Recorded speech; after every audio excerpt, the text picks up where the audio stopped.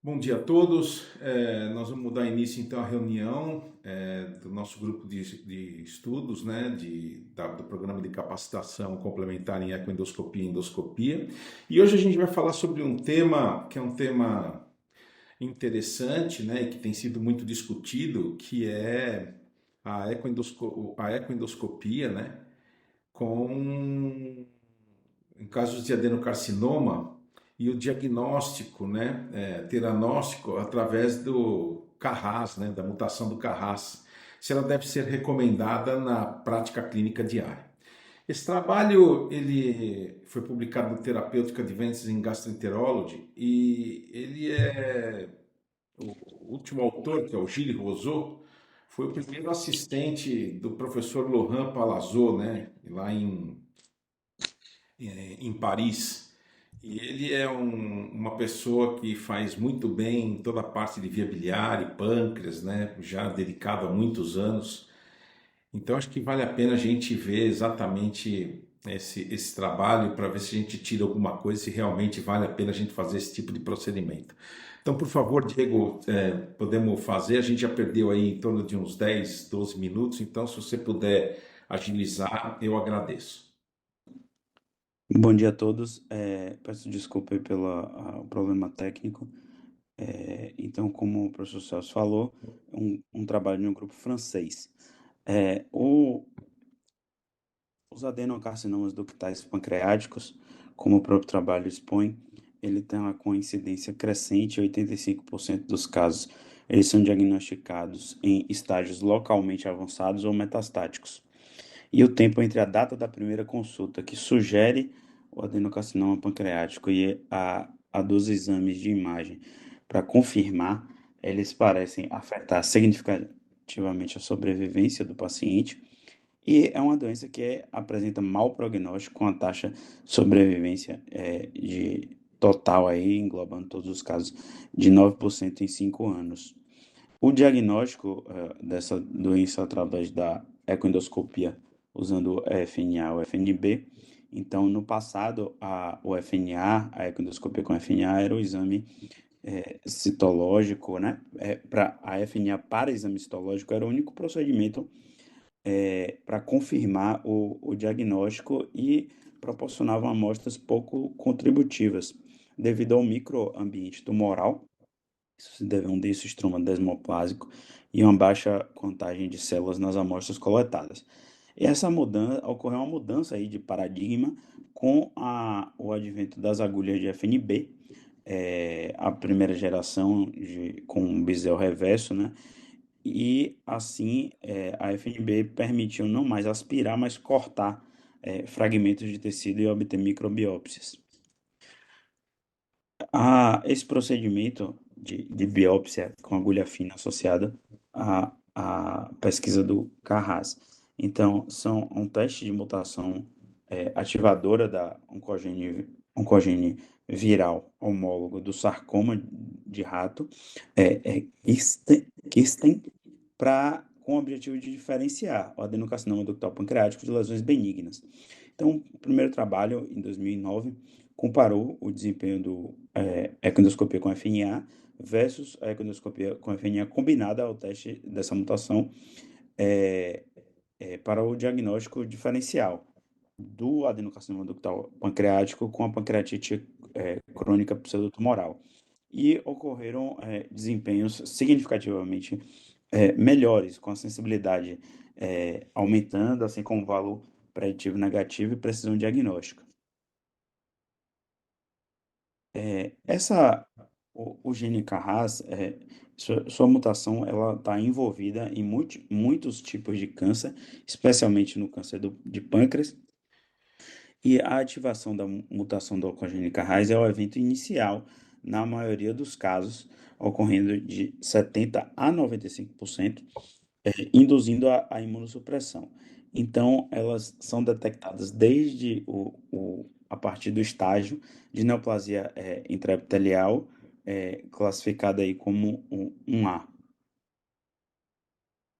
Então, focando no estudo, os objetivos principais aí foram analisar a proporção de amostras não contributivas usando as agulhas de FNB, agora que já de segunda geração, e avaliar o impacto diagnóstico do teste de mutação Carras e, consequentemente, a sensibilidade do mesmo na citologia em base líquida.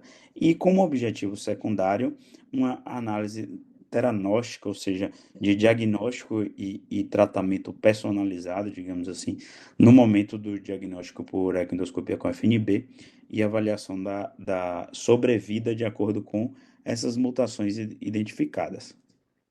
Então, a população de estudo foi um estudo que foi retrospectivo, que incluiu todos os pacientes de forma sequencial, consecutiva, nos quais o adenocarcinoma pancreático foi diagnosticado usando a FNB de segunda geração no período de fevereiro de 2019 a maio de 2023. E todos os procedimentos foram combinados com o teste IDILA para a mutação do Carras em citologia residual em base líquida. Com relação à técnica propriamente dita de punção de biópsia por ecoendoscopia, então todos os procedimentos eles foram realizados pelo mesmo operador. As agulhas de FNB utilizadas foram a Procore da Cook ou a Acquire da Boston, a Procore de 20 e a Acquire de 22 gauge. E duas técnicas de amostragem foram praticadas. A técnica de sucção a seco, com a retirada do estilete, aplicação de sucção e a agulha movimentada 20 vezes dentro da lesão, utilizando também a técnica do flapping, né? E a técnica de slow pull. Então, a remoção lenta do estilete, criando simultaneamente uma pressão negativa com aspiração por capilaridade. A avaliação patológica das amostras, então, o material após sua coleta foi colocado no líquido, né, conservante, o citolite, e a partir de então, uma vez que o patologista aí recebeu esse material, ele foi preparado de três formas: um bloco de célula para avaliação citológica em base líquida e para análise da mutação Carras, de mutação Carras. Essa tabela, a primeira tabela do estudo, ela faz referência às novas diretrizes da Organização Mundial de Saúde frente a um sistema de citopatologia pancreatobiliar. E essa diretriz, ela estabelece 7 categorias, a quais deve ser incluído, né, a amostra aí classificada. Então, a primeira é como uma amostra insuficiente, com risco de malignização de 5 a 25%, a orientação é repetir a punção. Uma categoria 2, uma amostra benigna ou negativa para malignidade, com risco de malignidade de 0 a 15%, ele orienta a correlacionar clinicamente. A categoria 3, a amostra típica, 30 a 40%, repetir a punção. A 4, neoplasia pancreática de baixo grau, 5 a 20% de risco estimado de malignidade, correlacionar clinicamente. E a categoria 5, neoplasia pancreática com alto grau, 60 a 95%.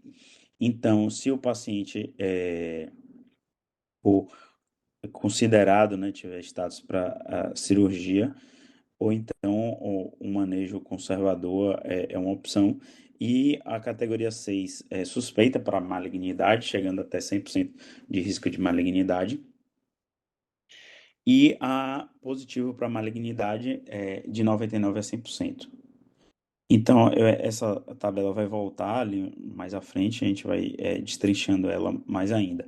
Com relação aos resultados do trabalho, a população de estudo foram um total de 85 pacientes, uma divisão semelhante de acordo com o sexo, uma média de idade de 68 anos, e 12 casos de adenocarcinoma pancreático foram inicialmente ressecáveis, 5 foram limítrofes, 32 localmente avançados e 36 foram inicialmente metastáticos. Essa uma segunda tabela do estudo novamente, de acordo com a categoria de classificação da diretriz da Organização Mundial de Saúde para citopatologia pancreato biliar, e aqui ele especifica os 58 casos que foram positivos para malignidade e os outros números de casos enquadrados nas outras categorias. O estudo ele traz algumas lâminas de anatomia patológica que a gente pode discutir mais à frente. Então, essas imagens são de outras categorias que não é positiva para malignidade, e essa é de uma lâmina positiva para malignidade, a qual a gente vê uma adenocarcinomatose bem diferenciada, com a proliferação pancreato biliar, com a morfologia de pancreato biliar. Então, alguns fragmentos de fibrose são visíveis. E aqui é o fluxograma que o próprio estudo traz. Então, um total de 85 pacientes, 2 foram excluídos porque tinham uma quantidade insuficiente de amostra, então 83 incluídos. Desses 83, 58, ou seja, 69,8%, enquadraram-se na categoria 7 positivo para malignidade, e 25, ou seja, 30,1%, foram enquadrados em outras categorias. A partir daí foi procedida o teste Carras pelo método de Dilla, e desses 58, perdão, enquadrados na categoria 7, 49 foram com o Carras mutante, digamos assim, e 9 com o Carras selvagem. Isso, essa diferenciação também foi feita naqueles que foram de outras categorias.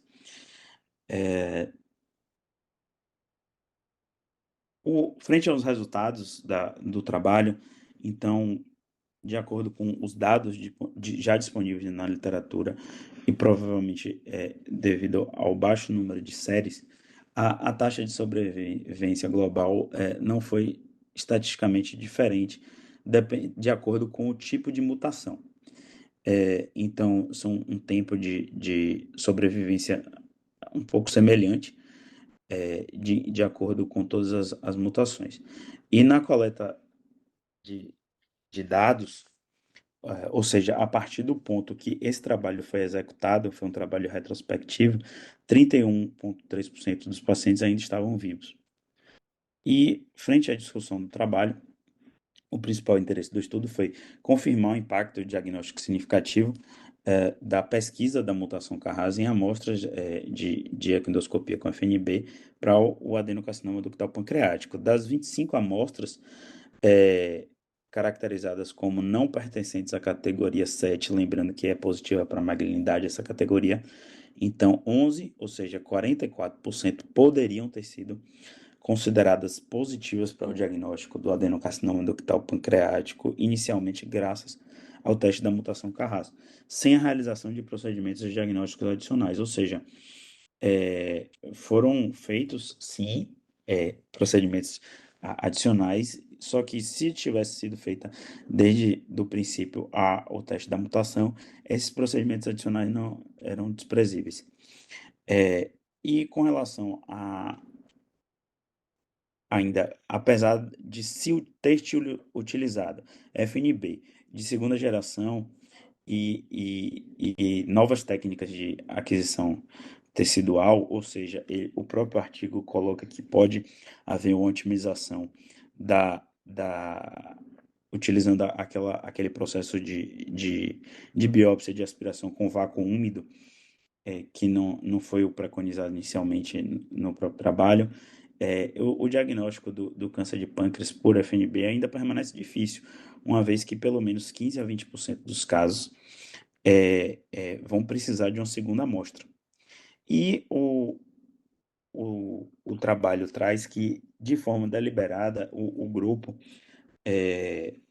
estabeleceu que a categoria 6, ou seja, suspeita para malignidade, foi determinada como insuficiente para confirmar o diagnóstico do câncer de pâncreas.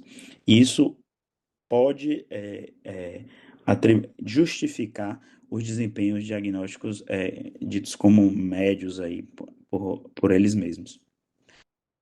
8 amostras, elas foram classificadas como categoria 6, suspeita para malignidade. Isso tem um risco de 80 a 100%.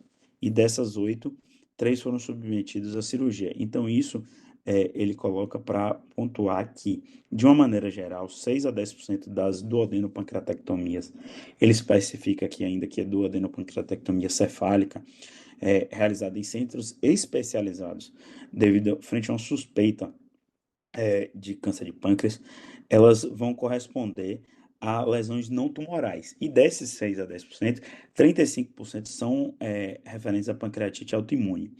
Então, o grupo traz que eles acreditam que a documentação de anatomia patológica de uma massa pancreática sólida é fundamental, essencial, mesmo antes de uma abordagem cirúrgica.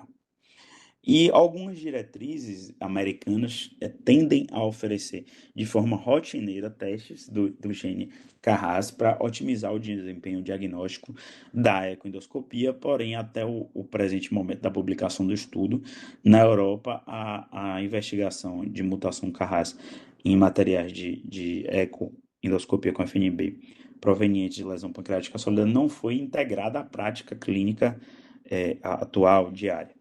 Até onde se sabe, não há casos de falso positivo associado ao teste de Carras para câncer de pâncreas primário, utilizando técnicas semelhantes ao método IDILA. Então, apesar dessas discussões e possíveis benefícios, o estudo ele aponta algumas limitações, sobretudo referente ao pequeno número da série e o fato de terem sido dados retrospectivos. E uma limitação significativa é que não foi utilizado o contraste harmônico na ecoendoscopia, e esse método parece aumentar significativamente a acurácia diagnóstica, tanto da FNA como a FNB. E o teste Carras, utilizando o método IDILA, ele não está disponível em todos os centros. Porém, na discussão aqui, o próprio artigo traz que esse custo, que é em média de 181 euros, comparado aos custos que iriam ser aplicados frente a uma nova punção, essa nova punção que idealmente seria com o paciente sedado, com anestesia geral, para otimizar, né, a aquisição da amostra, esse custo de 181 euros não parece ser limitante. E, para concluir, então, é uma análise retrospectiva que sugere a utilidade, mesmo utilizando a FNB de segunda geração do teste Carras na citologia em base líquida. E essa técnica de análise da mutação Carras na citologia em base líquida afirma ou confirma o diagnóstico de câncer de pâncreas em 44% dos casos, em que a amostra adquirida com a FNB por si só é questionável ou suspeita. E essas diretrizes da Organização Mundial de Saúde que eu citei lá atrás, para a citopatologia pancreato-biliar, elas poderiam ser usadas como referência, tanto patológica como clínica, e é uma ponderação que ele faz que as categorias 5 e 6, ou seja, com a neoplasia pancreática de alto grau ou a 6 suspeita para malignidade, positivas para a mutação Carras, elas poderiam sim ser consideradas como suficientes para o diagnóstico do câncer de pâncreas. E, finalizando, a determinação do status do Carras, ele também pode permitir avaliar o prognóstico de acordo com o tipo de mutação. O Carras do tipo selvagem, analisado por FNB, deve ser confirmado pela técnica de um NGS, ou seja, um sequenciamento, numa tradução de próxima geração, para oferecer tratamentos direcionados. Então, finalmente, os autores acreditam que o teste da mutação Carras poderia fazer parte das diretrizes diagnósticas e teranósticas, ou seja, diagnóstico e tratamento personalizado, frente a uma massa pancreática sólida na prática padrão ou prática diária. Obrigado. Obrigado, Diego, pela apresentação. Diego, eu queria que você colocasse aquela tabela da citologia. Por favor, deixa aí. Então, vocês estão vendo aí o seguinte, olha, quando a gente iniciou a ecoendoscopia, nós iniciamos, né, a citologia. E a citologia era feita exclusivamente pelas agulhas finas, né? Então, eu quero que vocês percebam que quando você enquadra o material que você obteve, você enquadra esse material em 7 graduações. A primeira, se você, por exemplo, tem uma massa na cabeça do pâncreas muito bem estabelecida, dada pela tomografia, pela ressonância, mas você biopsia e o material vem insuficiente, se esse paciente for operado, mesmo sem o diagnóstico, a chance de vir positivo é de 5 a 25%. Se ele for benigno ou negativo, a chance ainda de vir maligno é de 0 a 15%. Eu quero que vocês percebam que essa estimativa do risco de malignidade para todas essas categorias, ela é uma estimativa de risco que percebe para quem faz na prática clínica diária uma situação de que você pode estar, apesar da citologia, apesar da biópsia, operando um paciente que não teria, entre aspas, necessidade. E que foi aquilo que o Diego apresentou, que tiveram alguns casos que estavam como suspeito e teve aproximadamente 15 ou 20% de casos de pancreatite autoimune, ou até mesmo outro tipo de lesão. Isso é uma coisa importante que vocês devem ter na cabeça em relação à citologia. Então, por exemplo, quando a gente discute muito aqui no grupo a microhistologia, a gente percebe que os fragmentos, se você puder mostrar agora, Diego, algumas imagens, é pena que o Filadélfio não entrou, né? Então, se você mostrar aqui algumas imagens, vocês estão vendo que as nossas imagens, ou as imagens que são feitas através da técnica que a gente realiza, elas são muito mais consistentes, né? Ou seja, com até mesmo a formação tecidual. Então, isso é uma coisa importante que a gente consegue avaliar, né? Ou seja, realmente isso nos ajuda bastante a mostrar totalmente diferente daquilo que a gente vê nessas imagens, como vocês estão vendo. E a gente já discutiu bastante sobre isso. Então, vocês podem perceber que esse trabalho quis mostrar que o Carras pode ser um aditivo, né? Por exemplo, essa é a categoria 7, nós já vimos vários casos, né? Aliás, a grande maioria dos nossos casos, vocês veem essa conformação tecidual, como vocês estão vendo aqui na figura. Então, vocês podem perceber que realmente a microhistologia é uma... Eu escolhi esse tema, pena que o Fila não está aí para discutir, mas eu escolhi esse tema justamente para a gente discutir essa citologia versus a microhistologia, né? Porque a gente discutiu lá durante a semana no Gastrão, que teve uma apresentação de uma nova agulha, né, que consegue coletar mais fragmentos. Então a gente teve essa discussão, acho que valeria a pena a gente discutir, mas infelizmente não pode.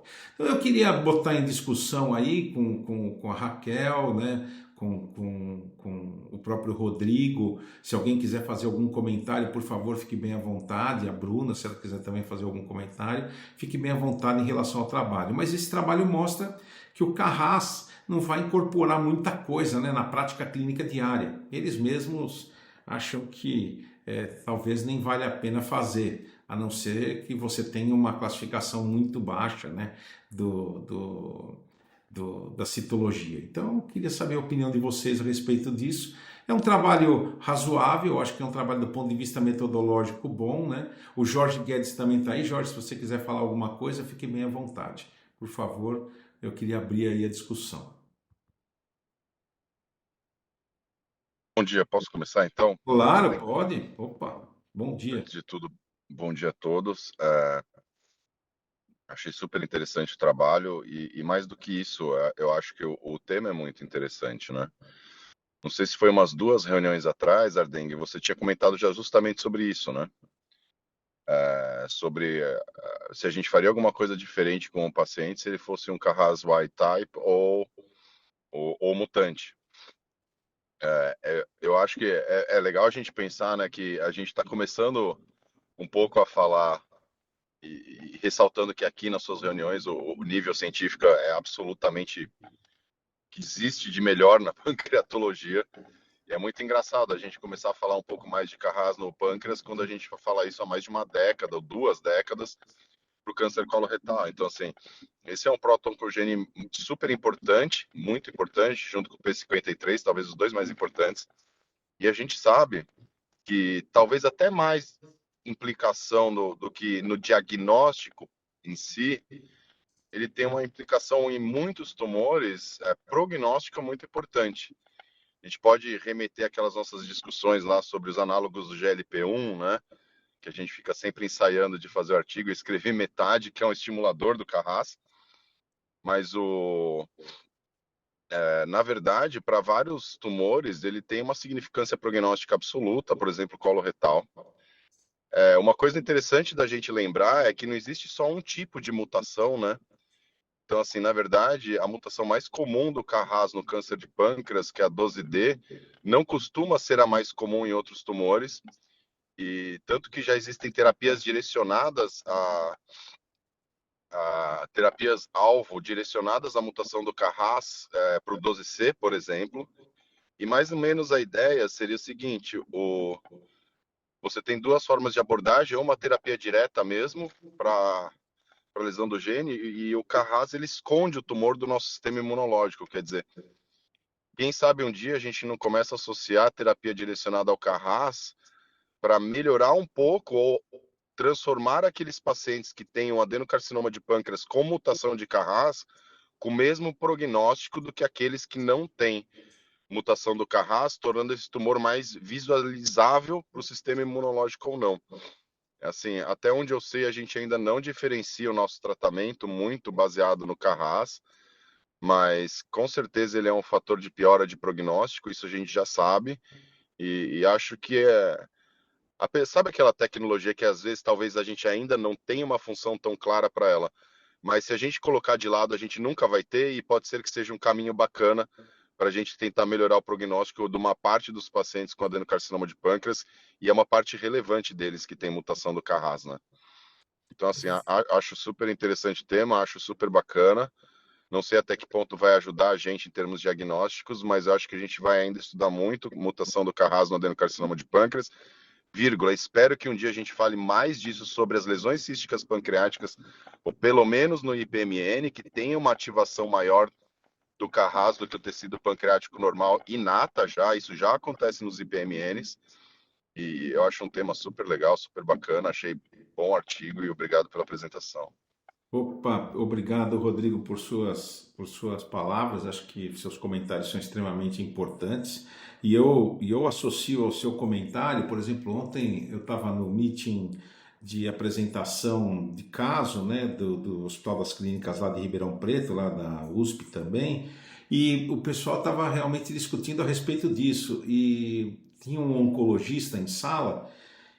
E aí eu perguntei para ele, né, porque o que está acontecendo hoje? Eu tenho recebido cada vez mais biópsias de pâncreas, onde os oncologistas pedem para coletar mais material para que a gente faça Carras, para que a gente faça instabilidade microsatélite, o HER2, ou seja, isso está chamando bastante atenção, né? Porque ele disse, o oncologista, que saiu na ASCO agora, um trabalho a respeito desse assunto quando se trata de câncer de pâncreas, de adenocarcinoma de pâncreas. Então é óbvio que a gente está evoluindo e a única forma de a gente obter esse tipo de material é exatamente dessa forma, né? Mas eles estão usando também, não só para o diagnóstico ou suspeita diagnóstica, mas também, como você falou, viu, Rodrigo, para o prognóstico desses pacientes. Principalmente para ver se esses pacientes vão funcionar melhor com a gencitabina ou, por exemplo, com o nab-paclitaxel, né? Essas novas drogas que estão sendo utilizadas no caso de câncer de pâncreas. Então, acho que esse é um ponto interessante. quando a gente discute Ardengue, o que é borderline, opera de cara, não opera de cara, a gente basicamente coloca tudo dentro do mesmo grupo, né? Do mesmo, de uma mesma entidade nosológica, adenocarcinoma de pâncreas, Exato. né?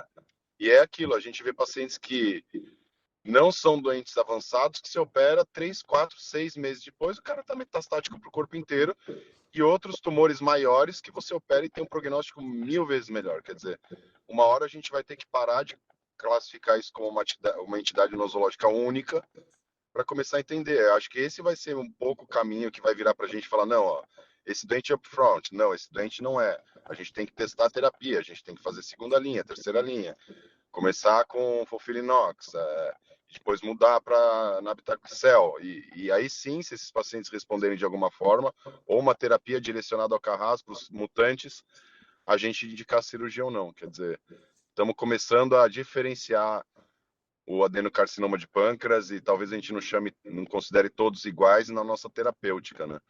Eu acho que isso vai ser legal. Você sabe por que eu tô rindo desse seu comentário, né? Porque na minha cabeça eu acho que o termo cirurgia upfront nos próximos anos vai acabar. Depois que eu tô vendo nos termos da ASCO, eu acho que não vai ter jeito. Quando você encontrar um nódulo no pâncreas, você vai ter que acabar fazendo exatamente a biópsia, porque vai começar a surgir novas opções de tratamento, ao invés da cirurgia upfront. Eu não sei se você concorda, porque eu sei que você é um estudioso, mas eu acho que realmente esse negócio está realmente indo para um caminho que não vai ter volta, né? Ou seja, você fazer esse tipo de abordagem, né? Não sei se você pensa assim. Depois eu quero ouvir o que o Jorge pensa também. Eu tinha convicção disso, a gente comenta sobre isso, a gente até brinca, né? Eu tinha convicção disso, que 100% dos adenocarcinoma de pâncreas iam ser submetidos à neoadjuvância. A gente estava progredindo nesse sentido, até que 2 artigos aí, cujas pesquisas foram coordenadas por cirurgiões, deram uma rasteira nesse caminho aí na ASCO do ano passado, mas eu acho que é um caminho que vai ser retomado e acho que cada vez mais a gente vai entender um pouco esse tumor e ter terapêuticas mais direcionadas mesmo para cada paciente e que a gente não tinha dúvida, né, nos últimos anos de que ia progredir para isso. Acho que a gente tomou um fôlegozinho aí, os cirurgiões com o upfront na última ASCO do ano passado, mas acho que esse caminho vai ser retomado e novas terapêuticas vão surgir e a gente vai começar a fazer como outros tumores, né? Não sei, tipo, às vezes a pancreatologia parece que caminha um passo atrás, né? Mas eu acho que a gente vai voltar cada vez mais a entender esses tumores, personalizar o tratamento e a maior parte dos doentes, ou quase a totalidade, se não a totalidade, vai ser submetida à neoadjuvância. Perfeito. Jorge, bom dia. Dia a todos. Eu tenho, na verdade, duas perguntas a fazer. A primeira delas é porque a gente vê aí que é uma técnica que é citológica. Se pegar material para colocar nessa segunda técnica, não limita a quantidade de material para o estudo histopatológico convencional, que eu acho que é para onde a gente pode caminhar em termos de diagnóstico final. Essa é a primeira pergunta. Quer dizer, separar material para citologia e para o estudo dessas mutações vai limitar a quantidade de material para histopatologia? A segunda pergunta diz respeito ao que o Rodrigo falou aí, que me impressionou, né? A gente sabe que na evolução desses oncogenes vai havendo a liberação deles, né? O P53, o Carras, e finalmente vai haver a malignização completa. A minha dúvida é se nas lesões císticas, porque uma lesão sólida, né, a presença do Carras é mais definitiva de que realmente a gente está diante de um processo neoplásico. Agora, se nas lesões císticas mucinosas essa presença não vai ser tão ubíqua, quer dizer, tão comum, né, que vai ser difícil diferenciar aqueles pacientes que vão para a cirurgia ou não. Então, a pergunta vai para o Rodrigo, o Filadélfio não está aqui, mas o Rodrigo. Ah, o Filadélfio chegou aí, talvez O ele possa. Filadélfio chegou, exatamente. Por isso que eu ia passar essa Então, sua pergunta para ele.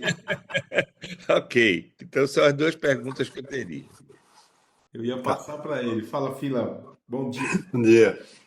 Bom, o Jorge foi, acho que é um ponto importante. Primeiro o pessoal falar da citologia, né? E aí Sim, só um parênteses em relação ao trabalho.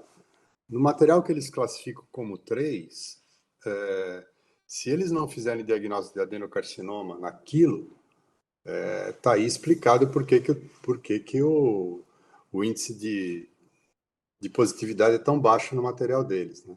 Aquilo lá é absolutamente positivo, né? No que eles classificam como suspeita, atipias e tal. Bom, em todos os demais era adenocarcinoma. Só tem uma foto deles que o material é inadequado mesmo. Agora, é um material mal tratado, né? Então, então é isso. Então eles partem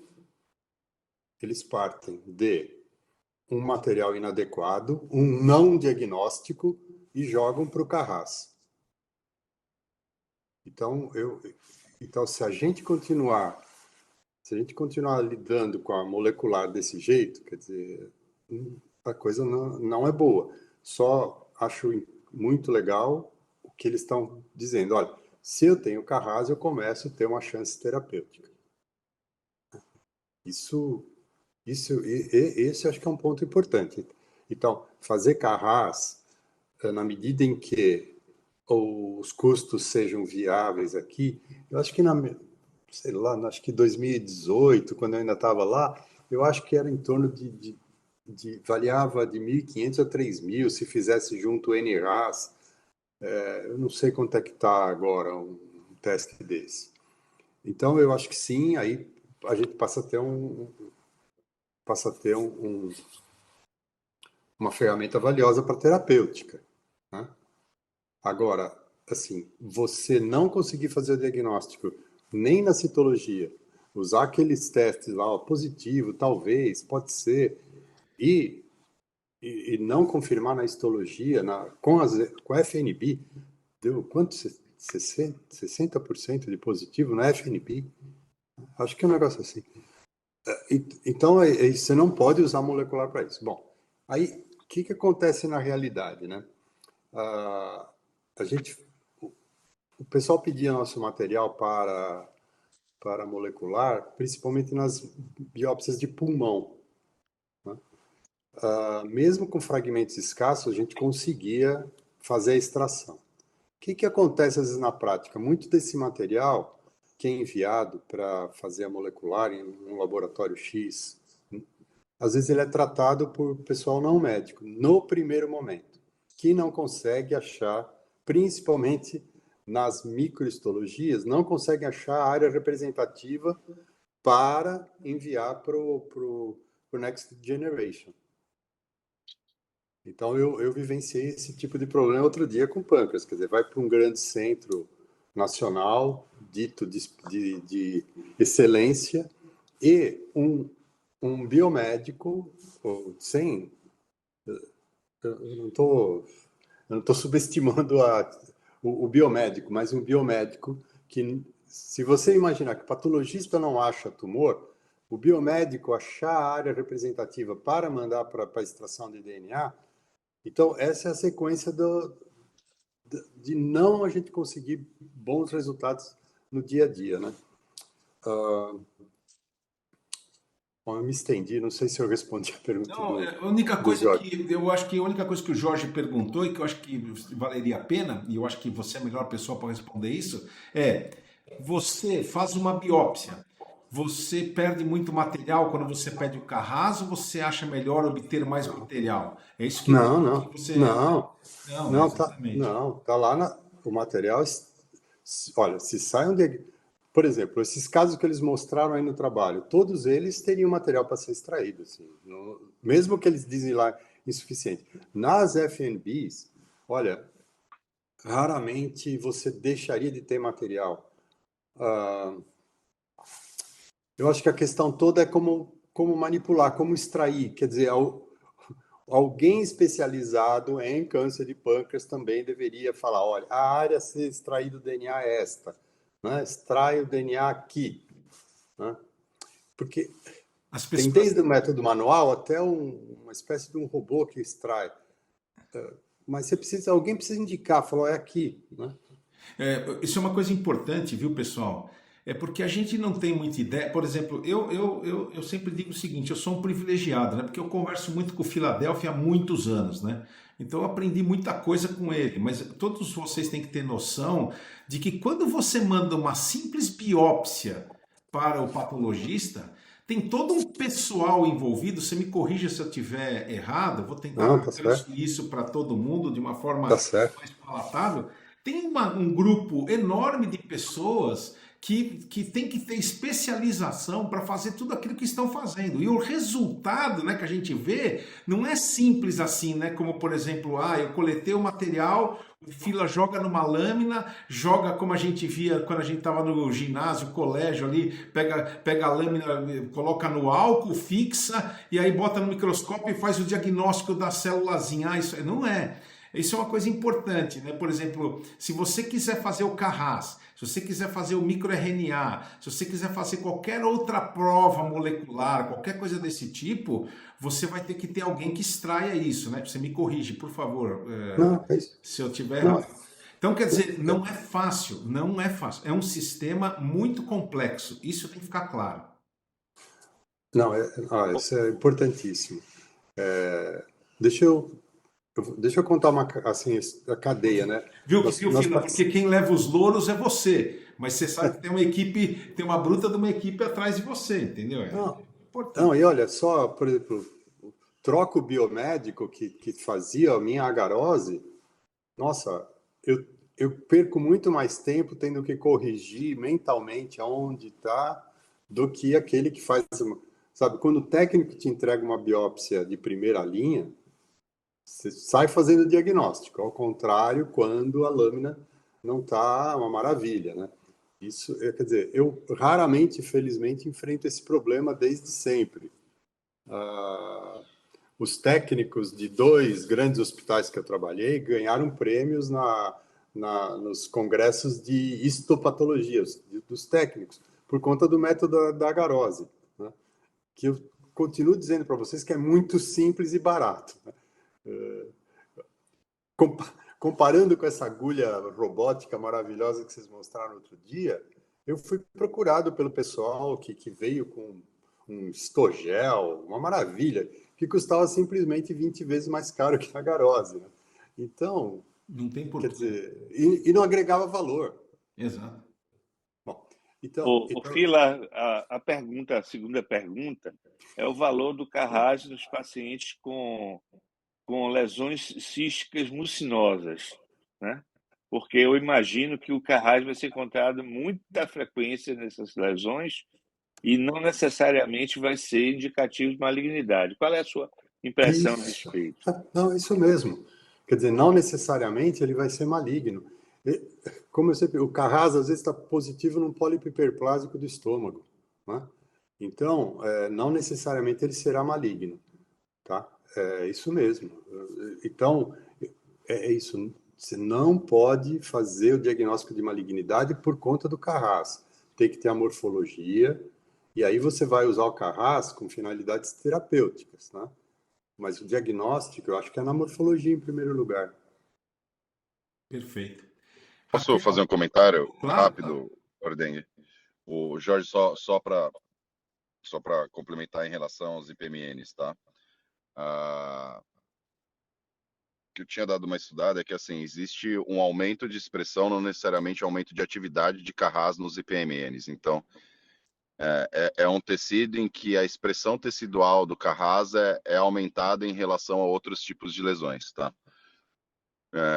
Eu tinha um tempo atrás comentado da associação entre análogos do GLP-1 e câncer de pâncreas, e especialmente em IPMNs, acho que uns 2 anos atrás aqui na Erdengue eu tinha escrito já metade do artigo. Sim. Nesse período, esse ano eu operei mais 2 IPMNs, que depois de uns pares de meses aí da introdução de análogo do GLP-1 acabaram tendo um adenocarcinoma de pâncreas. O último foi no começo dessa semana, segunda-feira. O que acontece é que os análogos de GLP-1 eles foram descritos na década de 70 e na época todo mundo já falava assim, olha, isso daqui é meio perigoso, não vamos utilizar essas drogas. Isso já são 50 anos e agora nos últimos 10 virou esse boom da utilização dessas drogas, na verdade desde 2004 que lançou o Bieta, mas o boom é recente, e são drogas que têm atividade de estímulo da atividade do Carras, tá? Então a minha preocupação é que num tecido que você tem aumento de expressão, né, aumento da presença do Carras no tecido, você dê uma substância que estimule a ação do Carras, isso de alguma forma tem alguma ação oncogênica. Vou fazer um comentário, sei lá, tipo, eu acho que tem duas coisas diferentes, assim, eu vou falar para vocês o que eu vejo no dia a dia do meu consultório. Outro dia eu brinquei com um paciente, uma brincadeira assim, mas só para ilustrar o caso para ele. Ele tinha feito uma ecoendoscopia com punção aspirativa por agulha fina, enviado material para citologia. Aí o paciente foi me mostrar o resultado anatopatológico, eu brinquei com ele. Eu falei, olha, acho que eu nem preciso ver. Né? Ele, como assim, doutor? Eu falei, eu já sei qual que é o resultado. Abri, citologia, material escasso, blá, blá, blá, blá, blá, blá. Então, assim, eu acho que eu falo isso e vou repetir toda vez. Você precisa de patologistas muito bons e não é o que a gente vê no dia a dia. Me desculpa, Fila. É muito comum a gente ter paciente que foi submetido a um procedimento invasivo, fez punção aspirativa, o material foi para citologia. E assim, eu não me lembro de quando tive um resultado em frente a uma citologia que não venha do Filadelfo e que a gente consiga tomar decisão diagnóstica. Exato. Então, assim, é muito comum a gente ver paciente com lesão cística que aspirou o líquido, mandou para citologia. Eu não consigo entender por que simplesmente não aspira o líquido depois biopsia a parede, como vocês sempre falam. Eu acho que essa técnica deveria ser proscrita, né? Tipo, eu acho que o que deveria ser feito é biópsia por o FNB, e precisar de realmente patologistas muito bons, um preparo do tecido muito bom, porque é muito comum o paciente ser submetido a um procedimento invasivo e a gente não ter nenhuma definição para a gente poder seguir com o tratamento do doente, ter que repetir o exame, e aí sim fazendo com uma boa técnica, uma boa preparação de tecido e um bom patologista vendo o exame. Assim, é muito diferente, gente. Isso é o que eu vejo na minha prática clínica, assim. Outro dia eu comentei com o colega, eu falei assim, eu vou pôr na porta do meu consultório, não trabalhamos com PAF e citologia. Porque a gente nunca tem o diagnóstico. Exato. Entendeu? Esse é o grande problema. Raquel, você quer fazer algum comentário? Raquel está lá quietinha. Bom dia a todos. Aprendendo muito aí com o grupo, achei o trabalho muito interessante. Se voltar para a detecção de algum marcador que possa direcionar o tratamento de uma forma mais adequada, mas a questão do trabalho central é o auxílio no diagnóstico definitivo de neoplasia. E assim, eu observando a apresentação, fiquei pensando, será que esse material foi analisado de uma maneira adequada, como o Rodrigo já citou, pela ISTO? Será que o patologista fez uma revisão, encaminhou para o colega antes de dizer, para definir que não era ou era? Aliás, quando não tem muita dúvida, mas quando dá o diagnóstico de negativo, porque o que deu para perceber é que o Carras ele vai aumentar muito pouquinho, né? 40%, 60% não vai ajudar. Então, será que uma nova análise com outro patologista, como nós fazemos nas dúvidas do Barrett ou de outras lesões, que nós temos dúvida, que nós pedimos uma revisão de lâmina ou uma segunda observação, até acho que o Fila pode responder isso, antes até de uma nova punção. Porque se vai fazer uma nova punção da mesma maneira, como o Rodrigo falou, infelizmente eu vivo a mesma realidade do Rodrigo, com muita dificuldade em obter material adequado, e é frequente o laudo de material insuficiente. Entramos naquele grupinho lá, número 1 lá, que se mandar para cirurgia corre o risco muito grande de não ser uma neoplasia. Perfeito. Era isso aí. Perfeito, Raquel, é isso mesmo. Você quer fazer algum comentário? Não, eu acho que assim,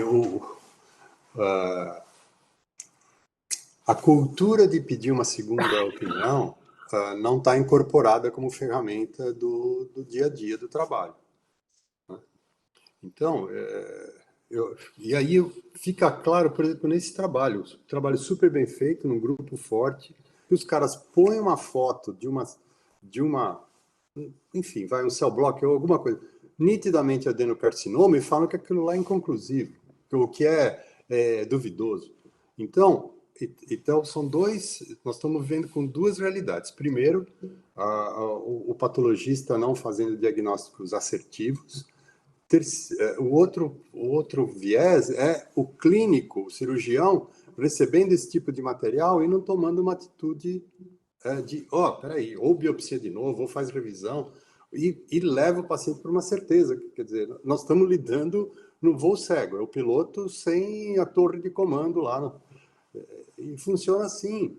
Né? Você vê que o Rodrigo faz um depoimento, a Raquel, e é o que eu vivo. Então, ela falou o exemplo do Barreto. 95% dos casos que eu recebo com o diagnóstico de displasia não é. 95%. 95% é muito. Exato. Quer dizer, olha, não é soberba, é assim, é jogar a toalha, fala assim, gente, eu estou lidando com o quê aqui? Então, imagine isso na proporção nacional. Né? Nós estamos num grupo de excelência, imagina na proporção nacional. Com o que o pessoal está tratando os doentes? Exato. É isso mesmo. É isso mesmo. Vamos agora, então, passar para o caso clínico. Se o Marcelo pudesse, não sei se o Marcelo está conseguindo agora compartilhar a tela. Perfeito, Marcelo. Pode colocar no modo apresentação. Bom, deixa eu só fazer um preâmbulo antes. Vocês vão ver dois casos interessantes. E depois, no final, vocês vão ver um terceiro caso, apenas vídeos do caso, de uma técnica, tá? E o que eu quero mostrar para vocês é aquilo que a gente não deve fazer. E aí é por isso que a gente escolheu esses dois pacientes. O aspecto, eu infelizmente não tenho ainda as imagens endoscópicas, porque infelizmente não gravou. Mas esse último caso foi um caso feito agora, na última sexta-feira, em Ribeirão Preto, para mostrar para vocês exatamente, para a gente discutir. Então, o Marcelo vai apresentar os casos, vocês vão ver dois casos da mesma doença, e a gente vai depois discutir a respeito disso. Então, Marcelo, fique bem à vontade, e vocês vão ver algo depois no final que não se deve fazer. E esse recado é um recado para nós, endoscopistas, tá? Isso é uma coisa importante. Não é para o cirurgião, não é para o clínico, não é patologista, é para a gente mesmo. Vamos lá. Pode apresentar, Marcelo. Obrigado, professor. Bom dia a todos. Vou apresentar, então, os casos clínicos dessa semana. Primeiro paciente é um paciente masculino de 79 anos. O paciente tinha uma queixa de emagrecimento progressivo, mais icterícia. Há 2 semanas com prurido, icterícia e emagrecimento progressivo. De antecedente, o paciente é diabético, hipertenso, dislipidêmico, tinha uma angioplastia e 2 stents há 7 anos. No exame físico estava ictérico 2 coisas em 4. Então, tinha também ecologia e acolhia fecal. Nos exames complementares tinha fosfatase e gama-GT aumentados, uma bilirrubina de 4,6, viscosidade direta de 2,6. Fez uma ultrassom abdominal que demonstrava a dilatação das vias biliares intra e extrahepáticas. Então, encaminhado para a realização da ressonância magnética, que foi visualizado o hepatocolar e vias biliares intrahepáticas dilatadas, de 1,2 centímetros, com redução abrupta do Caribe em topografia da papila, sem evidência de fatores obstrutivos. Foi encaminhado, então, para a realização da equinoscopia, foi visualizado na papila do adenal maior uma lesão ovalada, hipoecóica, heterogênea, de limites mal definidos e restrita à primeira camada, nódulos linfáticos negativos em todas as cadeias estudadas. Foi então encaminhado para a realização da CPRL, papilectomia endoscópica, aqui o aspecto final da papila. O paciente evoluiu bem, 72 horas após o paciente estava estável, sem dor abdominal ou sangramento, teve alta hospitalar e retorno em 3 meses. Aqui a peça operatória, no anatoma patológico foi um adenocarcinoma bem diferenciado, com margens coincidentes. 3 meses após a papilectomia endoscópica, esse era o aspecto endoscópico, foi realizada a biópsia da lesão, que veio apenas a área de cicatriz. Passar agora então para o segundo caso. Paciente masculino de 67 anos, tinha uma queixa de icterícia há 3 semanas. O paciente previamente era assintomático, 3 semanas com astenia, insônia, prurido, icterícia e emagrecimento de 2,5 kg. De antecedentes pessoais, o paciente tinha uma angioplastia mais existente há 2 anos, tinha um câncer de tireoide operado há 7 anos, tinha uma colestectomia letiva há 8 anos e uma fundoplicatura gástrica há 11 anos. No exame físico, o paciente também estava ictérico 2 cruzes. Nos exames complementares, tinha ultrassonografia normal, endoscopia tinha uma gastrite erosiva moderada de antro e pólipos gástricos. Os laboratoriais tinham uma fosfatase gama-GT aumentadas, TGO de 350, TGP de 700, uma bilirrubina de 4,6 e uma dieta de 2,76. Aqui as imagens da ressonância magnética e uma formação nodular de 1 cm na topografia da papila duodenal maior. O paciente encaminhado então para a realização da equinooscopia, foi visualizada uma lesão de papila com 10 por 13 milímetros e o ducto colédoco dilatado, demonstrando também aqui à direita o ducto pancreático de calibre normal. Aqui o pequeno vídeo da realização da equinooscopia, demonstrando que não havia comprometimento, né, do ducto colédoco, mas esse se apresentava bastante dilatado na equinooscopia. Aqui ficou um slide para discussão. Pode passar. Depois a gente discute. Então, diante disso, foi optado na época por realização da CPRE e após a realização da papilectomia endoscópica, imagem da papilectomia e do anatomo patológico, era um adenocarcinoma vilotubular moderadamente diferenciado, com invasão da muscular própria, com invasão vascular, estado de diâmetro patológico T2. 24 horas após a papilectomia endoscópica, o paciente teve um sangramento importante, com queda de 4 pontos no HB, chegando a 8,3. Foi realizada uma duodenoscopia de urgência para avaliação, foi vista a área cruenta sangrante, foi realizada a clipagem da área. Aqui a evolução dos exames laboratoriais, demonstrando uma diminuição importante das bilirrubinas, de 6,9 para 3 em 4 dias. Bom, antes de entrar nesse caso clínico, eu queria saber se o Otávio, né? O Otávio está aí com a gente, se o Otávio tem algum comentário para fazer a respeito desses casos, que eu acho que são importantes. Se você puder fazer algum comentário rápido, Otávio. Esses 2 casos foram 2 casos que foram feitos pelo Otávio, né? Então, eu queria que o Otávio, se ele tiver algum comentário, por favor, fique bem à vontade. Bom, como ele não tem nenhum... ele tá aí. Vamos lá. Oi, Celso, bom dia. Bom dia. Nada muito técnico para falar, né? São dois casos aí de papilectomias, assim, sem querer ser desumilde, mas simples, né? E depois a gente vai ver as condutas aí, né? Acho que basicamente é isso. Perfeito. Alguém tem algum comentário por Raquel, o próprio Jorge Guedes, o próprio Rodrigo Surjan? Alguém tem algum comentário a respeito do caso? Por favor, pode fazer. E depois nós vamos passar ao caso clínico número 3, que é rápido, bem rápido mesmo. Não, só parabenizar o Otávio pela técnica realizada, e a conduta é essa daí mesmo.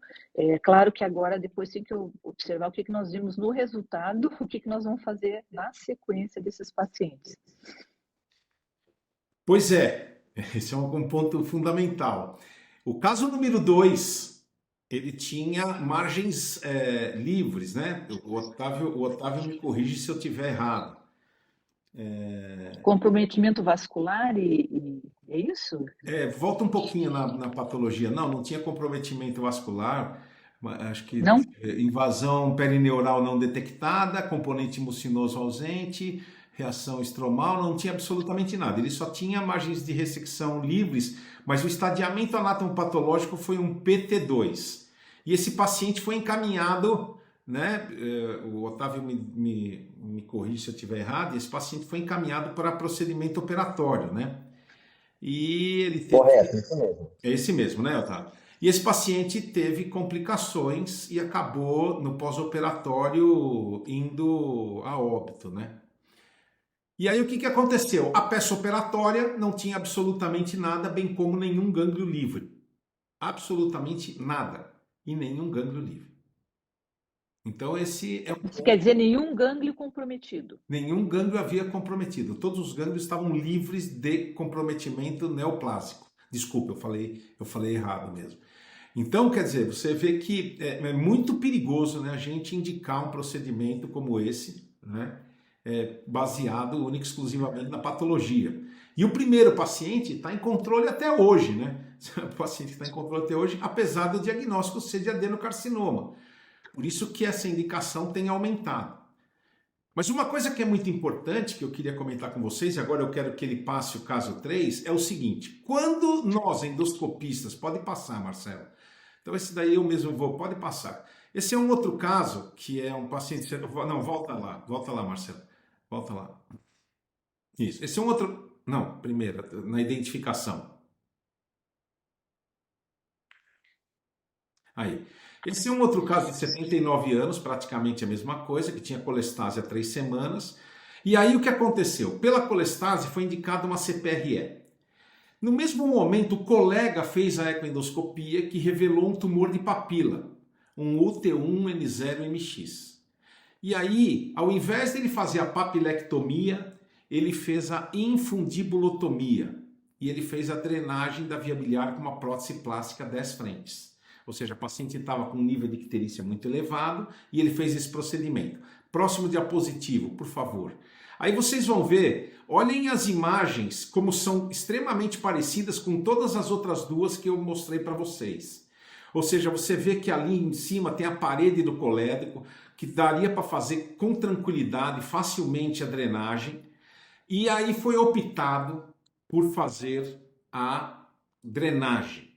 E agora eu vou mostrar para vocês, nós fizemos depois 2 vídeos, então ele vai pôr para correr esses 2 vídeos.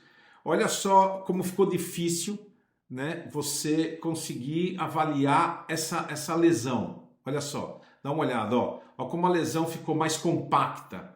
Tá vendo a prótese lá em cima? Vocês estão vendo a prótese? Vê se você consegue mostrar a prótese, Marcelo. Pode correr o próximo, isso. Olha como ficou mais difícil. E aí nós fizemos, né? Nós fizemos a papilectomia, mas vocês estão vendo ali que o colédoco não estava mais dilatado, ou seja, foi realmente uma... Eu quero mostrar isso para vocês verem a dificuldade, como foi a apreensão das outras e essa daqui, a dificuldade que a gente tem quando se drena. Próximo diapositivo. Então o que eu queria transmitir para vocês é exatamente assim.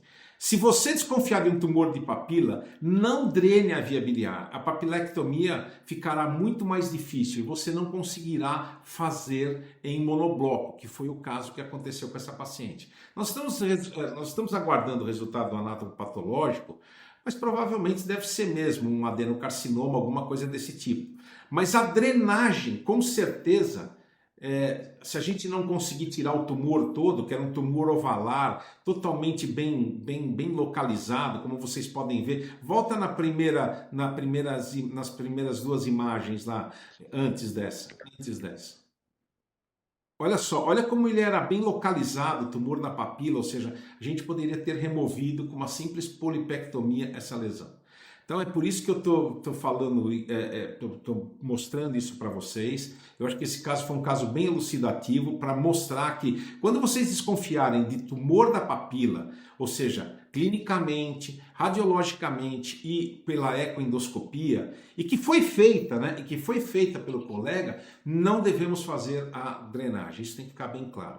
Eu queria ouvir os comentários da Raquel, e em seguida do Otávio, e depois aí a gente vai ouvir os comentários dos outros colegas. Inclusive eu quero ouvir o Filadélfio, o que ele pensa a respeito do adenocarcinoma de papila. Raquel? Não, é isso mesmo. Na ânsia de você ajudar o paciente, às vezes você prejudica, realmente fazendo uma abertura da papila, quer seja para uma esfincterotomia para drenagem, ou a infundibulotomia, aí, um precorte para drenar.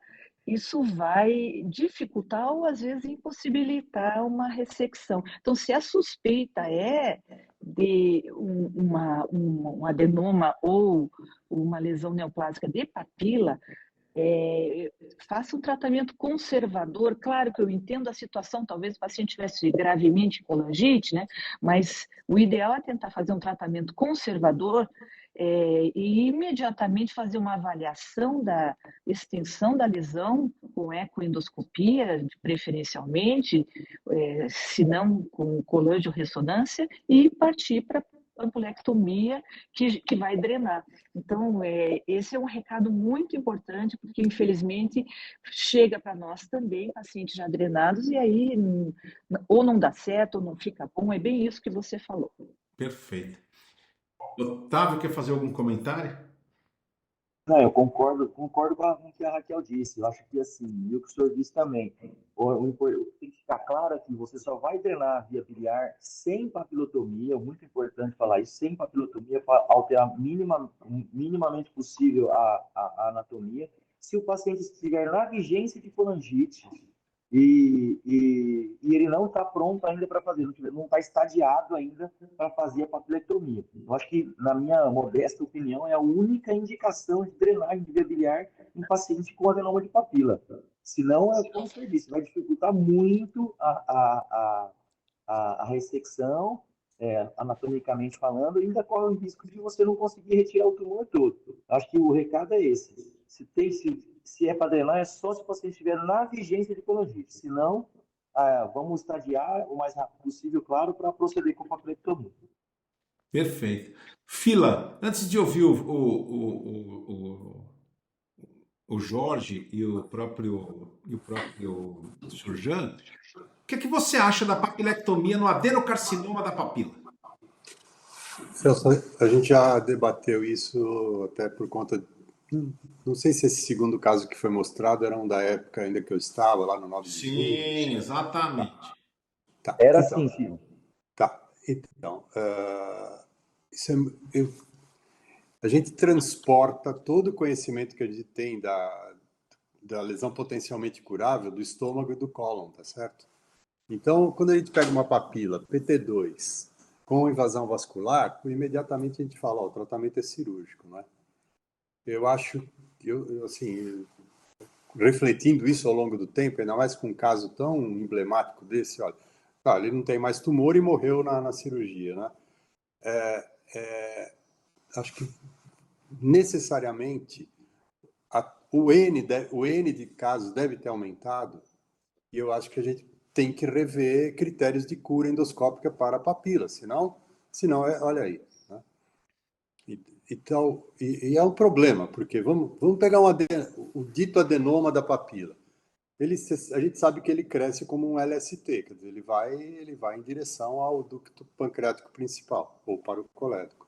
Ele vai crescer assim. É para operar? Né? E o adenocarcinoma bem diferenciado, ele, ao contrário dos demais locais, que a diferenciação nem sempre é diretamente proporcional ao prognóstico, na papila é. Na papila é diretamente proporcional ao diagnóstico. Foi a tese do Baquela, que a gente participou lá muito tempo atrás. Enfim, então, eu acho que é um momento de reflexão mesmo. Eu acho que você está trazendo no momento oportuno.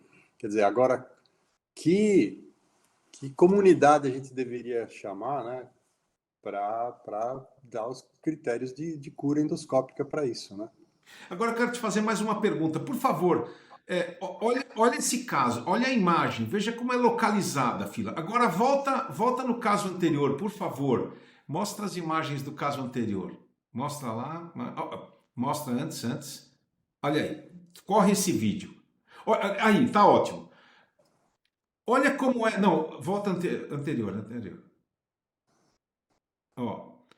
Como é bem localizado. Fila, não é estranho um adenocarcinoma da papila ser tão bem homogêneo? É uma coisa estranha a morfologia do câncer de papila. Eu tenho visto frequentemente isso. Isso eu quero te fazer uma pergunta, porque a gente não vê descrição na literatura a respeito disso. Olha só, olha essa imagem da esquerda. Olha como ele é super regular. Se você vê o anterior também, e você vê que são 3 casos de adenocarcinoma, né? Então, eu acho que a forma de crescimento dele, na maior parte das vezes, é expansiva e não infiltrativa, né? É diferente do adenoma, né? Porque o adenoma corre pela mucosa. Isso, o adenoma vai ficar intramucoso e vai crescer pelo ducto, não é? Agora, você acha que esse adenocarcinoma é derivado do adenoma? Não, né? Não.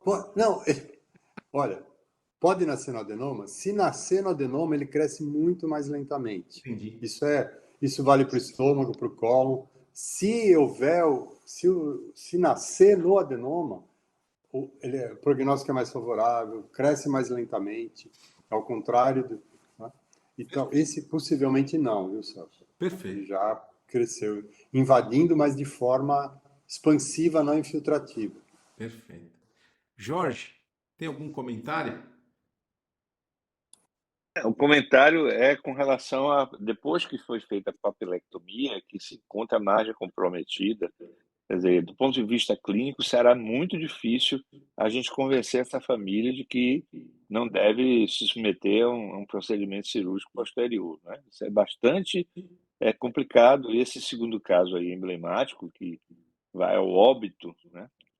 Faz com que a gente reflita, né? Mas qual seria a conduta se essas margens, esses critérios de cura endoscópica não forem atingidos com aquilo que a gente tem hoje? Porque tem que dar respostas, né, para o paciente e para a família. Então, esse seria o meu comentário. Exato, exatamente isso. Surjan, você quer... Não sei se o Surjan ainda está aí. Acho que ele não está mais. Bom, gente, alguém tem mais algum comentário para fazer? Bom, perfeito. Gente, eu trouxe justamente esses casos para a gente refletir um pouco a respeito, né, justamente dessa doença, né, que é o adenocarcinoma da papila, que não é fácil, né? E a gente, quem vai receber, eu posso até usar o termo upfront, vai ser o endoscopista. Então, se você tiver isso, você, por favor, não faça, porque você não vai conseguir fazer, não faça a drenagem, quer seja por papilotomia, quer seja por infundibulotomia, porque você vai ter uma dificuldade muito grande. Eu prometo para vocês que eu vou apresentar esse terceiro caso, ele completo depois, para que vocês tenham noção exatamente do que aconteceu, né? Eu vou mostrar o antes e vou mostrar o depois. Eu acho que esse é um ponto fundamental para que a gente consiga ter essa noção. Bom, pessoal, eu vou encerrando por aqui a nossa reunião. Eu quero agradecer mais uma vez. Primeiro, eu quero me desculpar pelos problemas técnicos que nós tivemos logo no início. Eu acho que nas próximas, se Deus quiser, não vão acontecer. E eu quero desejar a todos uma boa semana, um bom final de semana, e a gente se encontra na próxima terça-feira. Muito obrigado por tudo, muito obrigado pelos comentários. É sempre enriquecedor participar com vocês dessa reunião. Tchau para todos. Tchau, boa semana. Tchau, gente. Um abração.